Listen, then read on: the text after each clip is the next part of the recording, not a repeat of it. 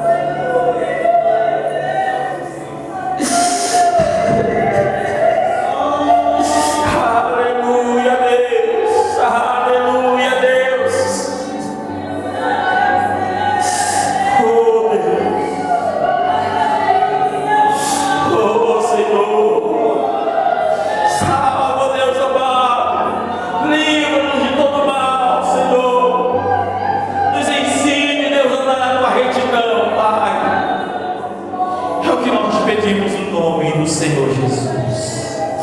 Amém. Amém. Irmãos, Deus julgue no último dia. Eu vi uma visão. Eu não vou dizer que foi a visão mais bonita, mas uma das visões mais bonitas que eu tive na vida.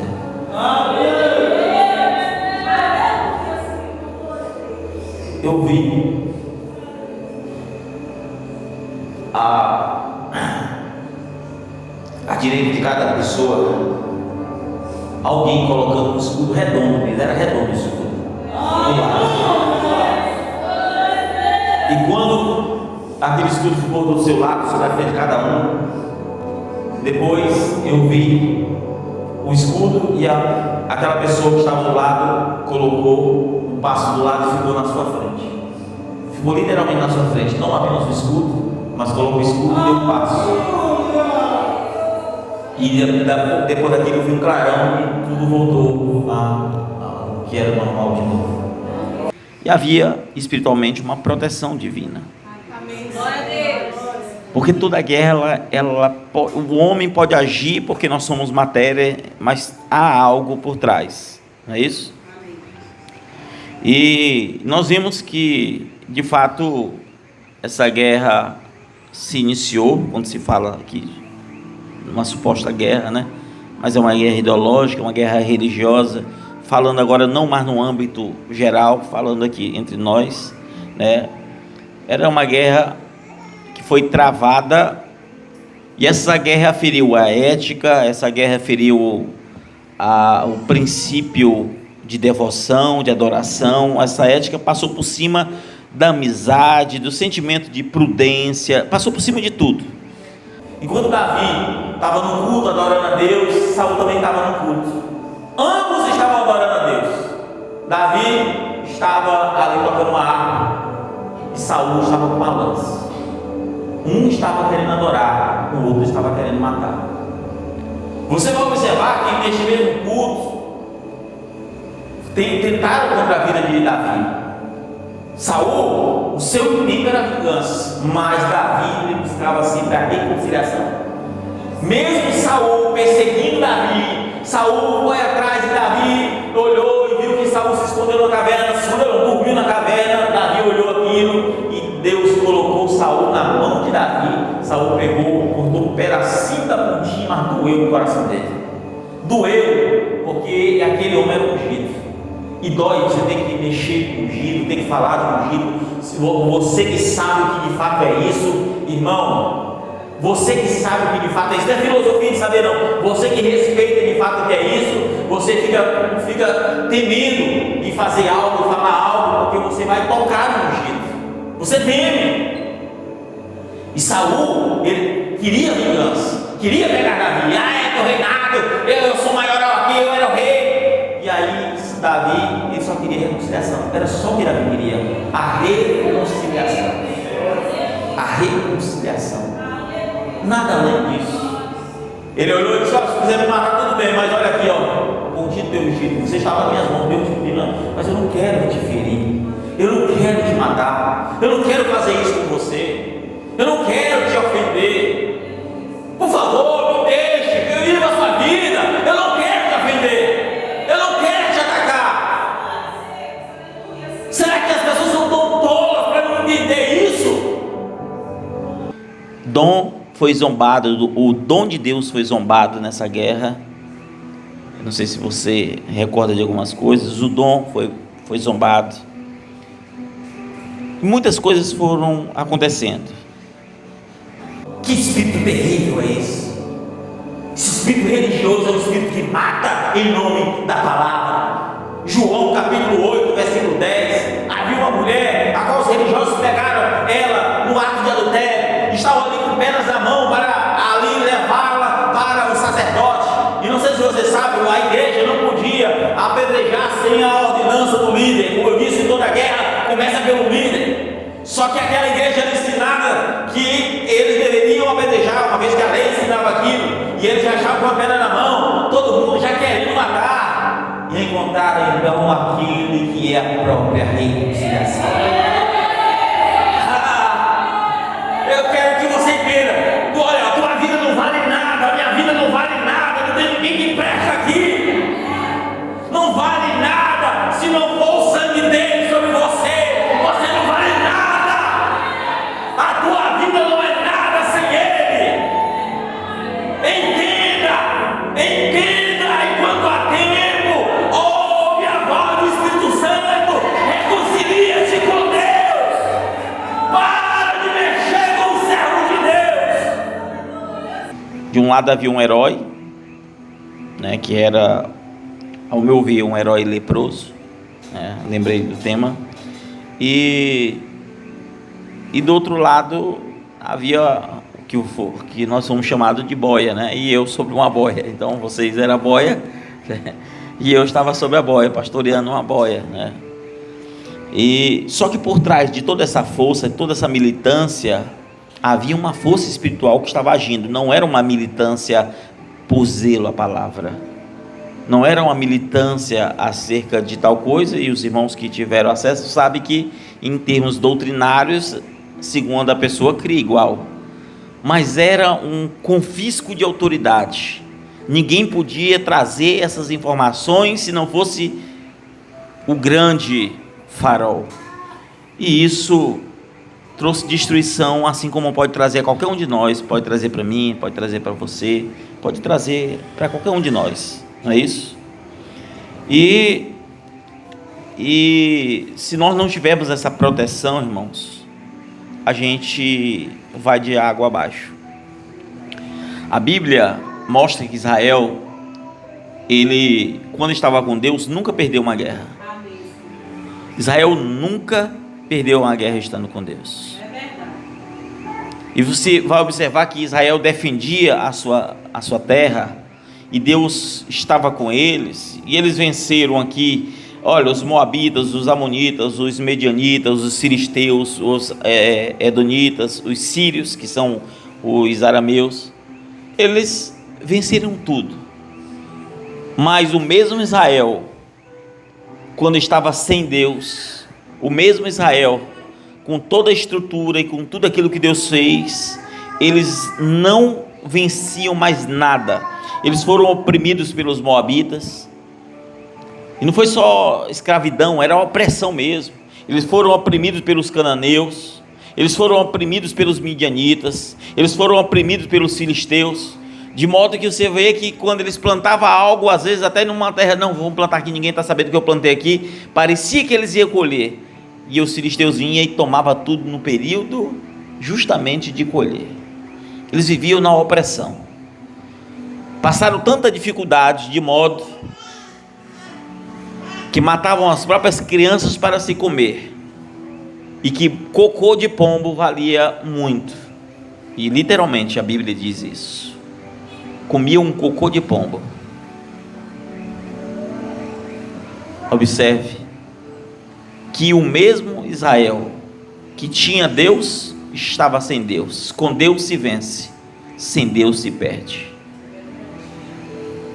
Então, eu estou aqui falando que não pode haver no reino falsa militância. Toda militância, e a Bíblia ensina a militar, amém, mas a verdadeira militância, quando nós nos inscrevemos no exército de Cristo, nós temos que militar da maneira correta, como disse Paulo. Nós temos que militar da maneira correta, amém? Porque sempre, na menor da batalha que você enfrentar, você pode enfrentar o vizinho, você pode enfrentar o da tua esposa, do teu esposo, dos teus filhos, qualquer coisa, sempre haverá algo espiritual por trás, quer seja de Deus ou quer seja do diabo, mas em todo conflito, toda guerra, há algo espiritual por trás, e a menor guerra, você vai observar, ou Deus ou o diabo está ali. E às vezes nós lutamos contra a carne, nós lutamos contra o sangue, mas Paulo diz que a nossa luta não é contra a carne nem o sangue, não é, nunca foi. Você não pode se gloriar na queda de alguém, ninguém pode. Se alguém cai, ore por ele. Você não pode se gloriar. Saul, mesmo sendo rejeitado, fazendo uma falsa militância, perseguiu Davi, e Davi, mesmo Deus entregando na mão de Saul Davi não fez nada contra Saul, porque tem que haver algo espiritual por trás, tem que haver algo. Vocês estão entendendo, irmãos? E o mal sempre vai surgir no coração de um contraditado, sempre. Se você é contraditado em algo, o mal vai surgir no teu coração. E se o mal surge no teu coração e no meu coração, tudo pode dar errado. Então, que viemos buscar o bem, que viemos buscar a presença do Rei. Amém? A Bíblia diz: é melhor andar dois do que um só. E Jesus disse: ide de dois em dois. Vamos ler Lucas 24. Mateus, 24.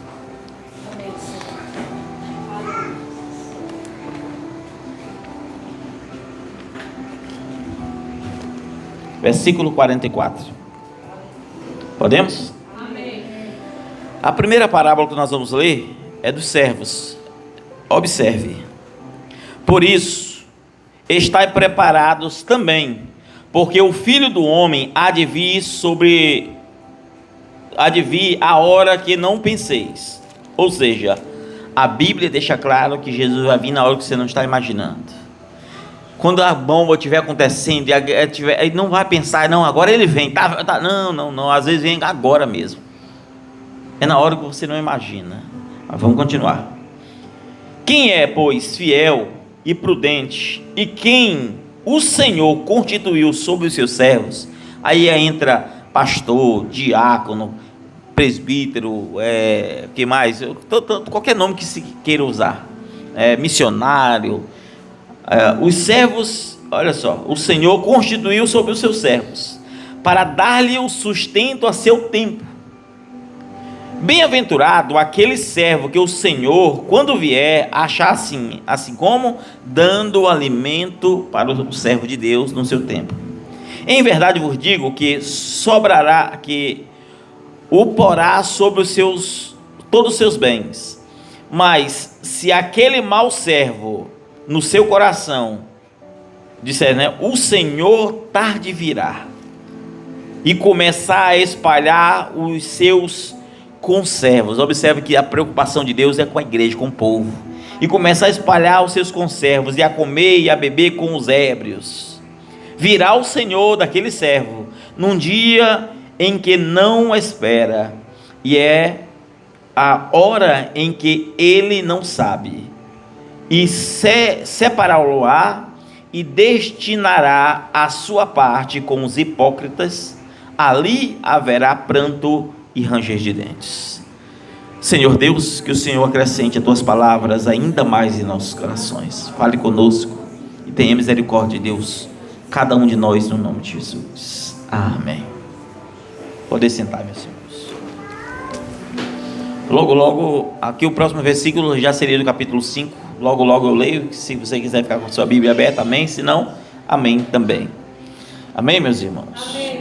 Observe que triste é para aquele que Deus confiou ter uma autoridade sobre os servos, a compartilhar alimento em seu tempo, mas tardando o Senhor, ele gasta tudo espalhando os conservos, espalhando o povo de Deus, e não juntando, mas espalhando.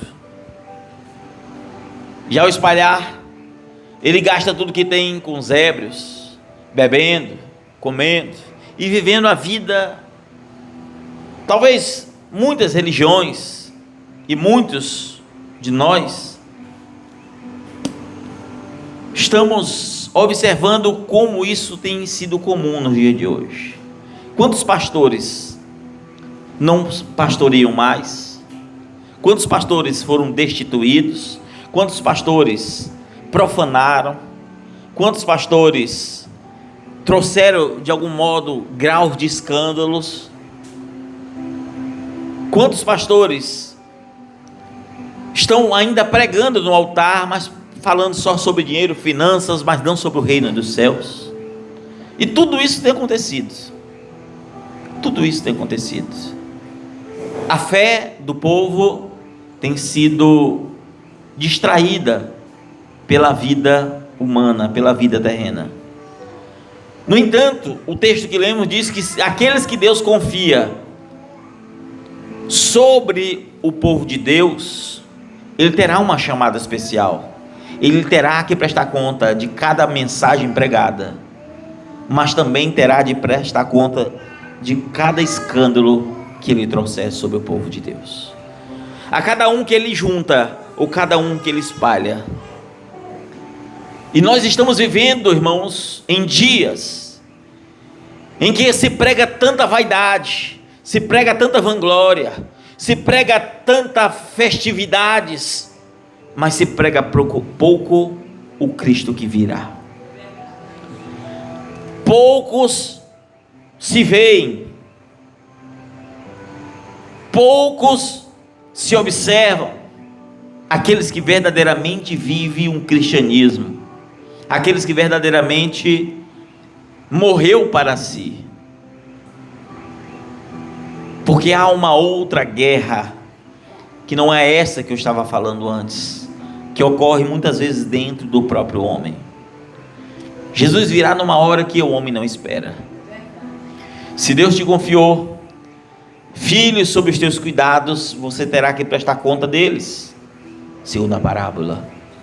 Se Deus te confiou ovelhas sob os teus cuidados, todos estes terão que prestar conta daqueles que estavam sobre os seus cuidados, os meus cuidados. Glória a Deus. E aqui nós vimos algo triste, porque quantos de nós já não vivemos mais o Evangelho? Tardando o esposo, quantos de nós já não temos a mesma prudência, já não temos a mesma vida com Deus, já não temos mais o mesmo interesse, já não temos mais o mesmo nível de separação? Tardando o Senhor. Há um outro texto que diz: quando o Senhor vier, achará fé na terra? Quantos já não têm aquela fé firme, fundamentada? Quantos de nós não estamos exatamente debaixo destes princípios? Quantos? No capítulo 25, e eu quero focar hoje exatamente no capítulo 25, diz assim: então o reino dos céus será comparado a 10 virgens. Observe, que tomando as suas lâmpadas, saíram ao encontro do esposo. Quantas virgens, irmãos? Está fraco. Quantas? 10 virgens. E todas saíram ao encontro do esposo, não é isso? Amém. 5 delas eram prudentes e 5 eram loucas. As loucas, tomando as suas lâmpadas, não levaram azeite consigo, mas as prudentes, levando azeite em suas vasilhas, com as suas lâmpadas. E tardando o esposo, observe que toda parábola Jesus tarda. Eu breve virei, está com 2000 anos, tardando o esposo, não é isso que está escrito? Tardando o esposo, tosquenejaram todas e adormeceram, todas cochilaram, quer prudentes, quer imprudentes, todas estão no mesmo barco. A profecia, a parábola deixa claro: no tempo do fim, o despertar não será como muitos estão pensando. Todas tosquenejaram, mas à meia-noite ouviu-se um clamor. Aí vem o esposo, sai-lhe ao encontro. Ou seja, precisou algo espiritual para despertar todos aqueles que estavam cochilando. A Bíblia está mostrando que mesmo que você esteja cheio do azeite, quando Jesus vier, você estará cochilando e precisa de um despertar espiritual. Aí vem o noivo. E todas aquelas virgens se levantaram, não a metade, mas todas, e prepararam as suas lâmpadas. E as loucas disseram às prudentes: dai-nos azeite, porque as nossas lâmpadas se apagaram. Mas as prudentes responderam dizendo: não seja nosso caso que nos falte a nós e a vós. E diante aos que vendem e comprai-o entre vós. Observe, o azeite havia acabado das imprudentes. Mas as prudentes eram tão prudentes que ela disse: se eu pego o indivíduo com você, vai faltar para mim e para você. E como é que nós vamos sair e vamos ir ao encontro do noivo se a gente não sabe o caminho, andando nas trevas? E aí o texto diz: e tendo elas ido comprá-lo, chegou o esposo. Observe, tem muita gente que será deixado para trás quando começar a buscar Deus tardiamente. Terá a oportunidade de buscar o azeite, mas buscaram tardiamente. E tendo ela ido comprado, chegou o esposo. E o que elas estavam fazendo? Comprando o azeite. Elas não estavam fazendo outra coisa, elas estavam buscando a Deus. E as que estavam preparadas entraram com ele para as bodas, e fechou a porta. A porta era fechada, mesmo com aqueles que estavam buscando a Deus. Ficaram de fora. Eram 10 virgens, não eram 5 virgens e 5 prostitutas. Eram 10 virgens. 5 eram nécias, mas era virgem, era povo de Deus. Se nós não percebermos que de fato está acontecendo, versículo 11: depois chegaram também outras virgens, dizendo: Senhor, abre-nos. chegaram mais. Não, abre-nos, Senhor. E ele respondendo disse: em verdade vos digo que não vos conheço. Sabe, essas aqui, Deus nunca nem conheceu. Eu servi a Deus, sabe, doutrina estranha, sabe, tudo estranho. Deus nem conhecia. Eu não vos conheço, vigiai, pois, porque não sabeis o dia e nem a hora em que vem em que o Filho do Homem há de vir. Irmãos, eu não sei se você sabe o que está acontecendo no mundo, mas o mundo está entrando em caos. O mundo está entrando em desespero. Guerras estão acontecendo. Os sinais da vida do Filho do Homem estão acontecendo. E está tardando o esposo. Muitos estão cochilando, estão dormindo. Muitos estão sem prudência nenhuma. Uma vida desregrada da presença de Deus, mas regrada na presença do mundo. Muitos de nós podemos estar aqui neste estágio. E mesmo a igreja, irmãos, prudente, ela se encontra tosquenejando, cochilando. Mesmo a igreja prudente se encontrará, e é necessário que haja uma voz, um despertar no tempo do fim. É necessário que haja esse despertar. Amém, Senhor Deus. A questão é, e no despertar, como você será encontrado, com ou sem azeite? No despertar, como se achará a sua alma diante do Rei? No despertar da vida do Senhor, como se achará os teus passos diante dele? Para quem você tem vivido? Para quem você tem dado o teu melhor? É o teu coração preso ainda neste mundo?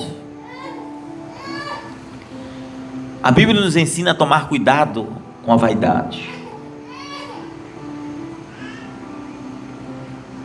Eu não queria entrar em questões de guerra novamente, mas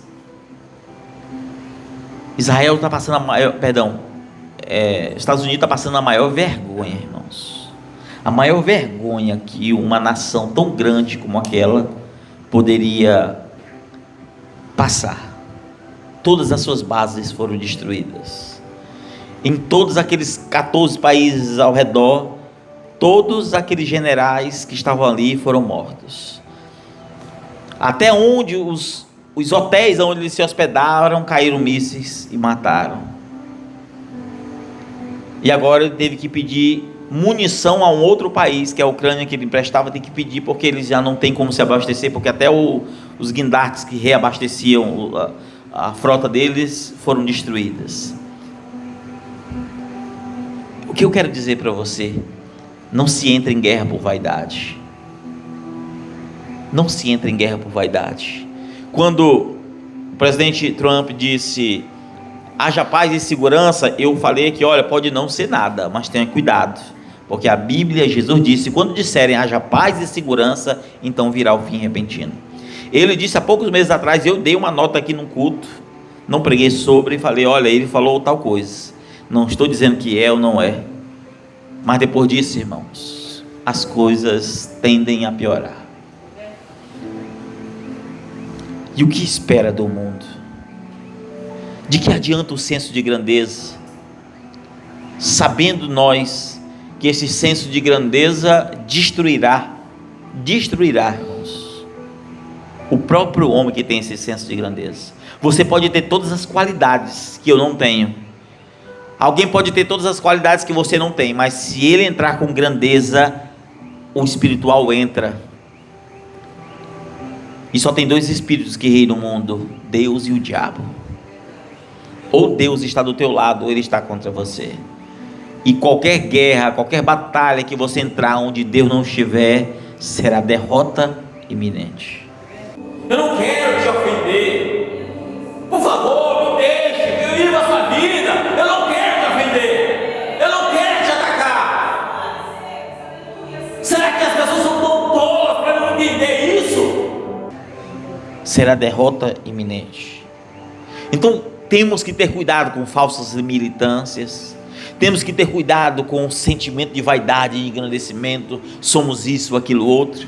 Gênesis capítulo 45, versículo 4 e 5, você vai ver que José, após ser torturado pelos seus irmãos, ser vendido, ser escravizado, passou o pão que o diabo amassou. O que aconteceu? O próprio Deus colocou esses homens, aqueles mesmos filhos e irmãos dele, diante de José. José tinha a autoridade de fazer o que quisesse com eles, mas José não trouxe a paz. José disse: traga meu pai, eu sou teu irmão, eu vou dar terra para vocês, eu vou dar herança para vocês, eu vou dar alimento para vocês. Porque o cristão, ele não está atrás de outra coisa, irmão. Ele não quer ferir, ele não quer espada. Às vezes o cristão precisa se posicionar em uma coisa, ele não quer fazer, mas ele é um jeito de fazer algo, porque o diabo luta para te tirar do espírito.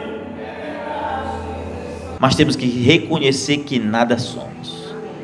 Aquele gordinho da Coreia agora diz assim: olha, nem Deus pode nos livrar de um dos nossos mísseis. Nem Deus, se nós soltar o míssil, nem Deus. Irmãos, que aonde chega a arrogância do homem? Querer mexer na mão de Deus, irmão. Fazer a mão de Deus, irmãos, as pessoas não sabem o que estão falando. Elas não sabem o que estão dizendo. Então cuidado com o coração enganoso. Você é confrontado, e se não for o Espírito Santo ali te guiar no momento certo, na hora certa, que espírito terrível é esse? Esse espírito religioso é um espírito que mata em nome da palavra. O coração é enganoso, o coração de fato engana, irmãos, e às vezes nós não percebemos, essa hora final se aproxima. E se você não for encontrado nesse sentimento de humildade, de reconhecimento das tuas fraquezas, porque Jesus não vem buscar um povo perfeito, não. Ele vem buscar um povo zeloso. Ele vem buscar um povo temente. Ele vem buscar um povo que tenha desejo de Deus, que tenha desejo por Deus. Porque somos convidados a entrar em conflitos, irmãos, quase que diariamente. Você entra em conflito com o vizinho, você entra em conflito com a família, você entra em conflito com o filho, você entra em conflito com o teu patrão, você entra em conflito com o teu funcionário, você entra em conflito com você mesmo. Você muitas vezes entra em conflito com você. Você diz: Senhor, agora eu vou buscar a tua presença, eu vou começar a ler, eu vou começar a jejuar, buscar, e aí você está em conflito, aí Deus te toca, você diz: agora não, depois eu leio, depois eu oro, depois eu jejuo. Cheio de conflitos, cheio de conflitos internos. E a maior batalha, irmãos, não é de mísseis, não é de guerras. Muito embora seja penoso, sim. Eu vi cidadão israelense gritando, irmãos: socorro, please, stop, pare, por favor, pare. Nós desistimos, pare. Porque para eles não faz sentido guerra. Olha, a tua vida não vale nada, a minha vida não vale nada, não tem ninguém que presta aqui. Não vale nada se não for o sangue dele sobre você. Você não vale nada. A tua vida não é nada sem ele. Não faz sentido guerra nenhuma. E às vezes as nossas guerras envolvem mais pessoas, assim como as nações envolvem a sua população, as nossas guerras envolvem pessoas, os teus conflitos envolvem pessoas, e às vezes nós estamos cheios de conflitos internos, que nos derrubam, que nos aniquilam, que agem no silêncio. Entenda enquanto há tempo, ouve a voz do Espírito Santo, reconcilia-te com Deus, para de mexer com o servo de Deus. E esses conflitos que agem no silêncio, que você olha para alguém, ela ri para você, mas dentro ela está num conflito terrível, que horas ela pensa em desistir, horas ela pensa em não ir mais para a igreja, horas ela pensa em continuar. Sabe aqueles conflitos que estão acontecendo, que ninguém vê, só Deus vê. Conflitos internos, conflitos, irmãos, de sentimentos, conflitos que mudam a tua perspectiva, conflitos tão grandes que você pensa em desistir. Esses conflitos são terríveis, terríveis, terríveis, irmãos. Se nós não pararmos para buscar a presença, buscarmos uma paz interior, buscarmos uma paz de espírito. Jesus disse: a paz que eu vos dou, o mundo não vos dá. Agora às vezes nós fugimos. 2 Reis, capítulo 6, versículo 8 até o 32, você vai ver que os filisteus buscavam matar o profeta. E Geazi olhou ali e disse: Senhor, nós vamos morrer, olha um tanto de gente. Eliseu olhou e disse: Senhor, abre os olhos desse mosteiro e que está conosco. E a Bíblia diz que havia tantos anjos sobre os montes. Ei, a guerra, mexer com o jeito de Deus é mexer com Deus. Mexer com o jeito de Deus é mexer com Deus. E a Bíblia diz que perguntaram: cadê o profeta? Nós vamos atrás dele. Aí eu vou te revelar onde é que está. A Bíblia diz que veio o espírito de cegueira sobre eles. Ele levou até o rei de Israel. Rei de Israel: agora nós vamos matar todo mundo. Ele disse: eu vim trazer a reconciliação. A reconciliação. Não, profeta, o que eu faço? Então o que eu faço com eles? Dê comida e água para eles e dispersa. A Bíblia diz que depois dessa atitude, nunca mais aquele rei quis lutar contra Israel. Nunca mais. Que atitude grande é essa? Que atitude grande. Atitude grande não é soberba. Atitude grande não é senso de grandeza. Atitude grande é não querer ter a palavra final. Atitude grande é você chamar a reconciliação e a paz. Essa é a atitude de um cristão. É essa a atitude de um cristão. Essa paz e segurança que o mundo quer dar, eu não quero ela. Eu quero uma paz e segurança aqui dentro. Eu quero uma paz e segurança que eu possa dobrar minha cabeça, deitar a cabeça no travesseiro e dormir. Eu quero uma paz e segurança de reconhecer que se Ele vier, eu estarei com Ele nos ares. Eu quero essa paz e segurança. Eu quero essa paz. Então tome cuidado com esses conflitos internos, para não colapsar a tua própria vida, para não colapsar a tua vida com Deus, para não colapsar, irmãos, porque muitas batalhas faltam nos vencer, a gente falta colapsar, e você sabe que só Deus para fazer você se manter, só Deus. Sem Deus, talvez teu casamento tinha sido destruído. Sem Deus, talvez a tua comunhão com Deus tinha sido destruída. Sem Deus, talvez até mesmo a tua vinda esta noite aqui não seria possível. Porque se Deus não guiar os teus passos, nada mais poderá, irmãos. Nada mais poderá. Se Deus confiou algum grau de confiança da tua vida acerca de outras pessoas, mantenha a sua seriedade. Se há algo que Deus confiou, mantenha a seriedade. Se você busca a presença de Deus, saiba que breve o Senhor virá. A porta da graça pode se fechar a qualquer momento. Jesus disse: e as prudentes entraram e a porta se fechou. A igreja continuou buscando, a igreja continuou clamando, mas a porta já estava fechada. E quando a porta se fecha, disse o próprio Noé: a porta que Deus fecha, ninguém pode abrir, e a que Ele abre, ninguém pode fechar. O povo diluviano tiveram a oportunidade, uma porta aberta durante 120 anos, mas no instante do cumprimento profético, eles tentaram entrar mas somente os prudentes entraram. É tu prudente? Somos nós prudentes?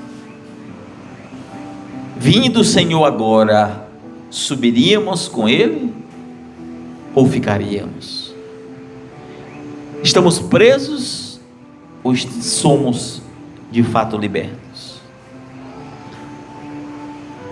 É hora de examinarmos, porque a hora final se aproxima.